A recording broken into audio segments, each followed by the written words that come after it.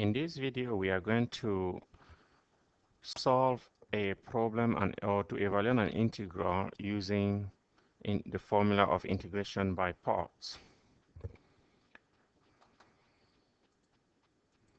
So the problem is evaluate integral x sine of x dx. And as you can see, x sine of x is not a very simplified expression that with just one change of variable will give us the answer. So the integration by part is most appropriate in this case. So the formula for the integration by parts is given here. We need to identify u of x and v prime of x in this formula.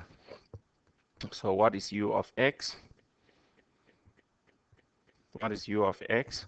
And what is v prime of x? So once we've done that, that will make our our task a lot easier. So note that on the right hand side, we have in the integral, we have u prime of x and we have v of x. So our goal is to be able to find some u of x and v prime of x such that once we write this integral to the right hand side, it is a lot easier to compute. So see here that we know the integral of sine of x, the integral of cosine of x, and therefore the most appropriate change of variable here would be, or not change of variable, the more appropriate formula for v prime of x, it should be sine of x, sine of x.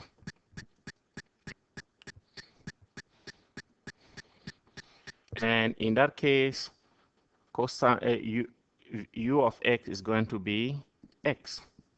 So now, why did we not choose v prime of x to be sine of x? If we do that, you have v of x being x squared or involving x squared. Then integrating x squared and times trigonometry will be more difficult than using this case, because in this you see that u prime of x is 1, meaning that the second integral will just depends on what v of x is, and the derivative of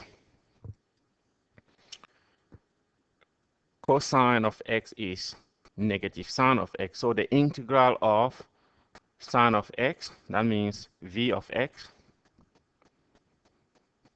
is integral of sine of x dx, and which in this case is negative cosine of x.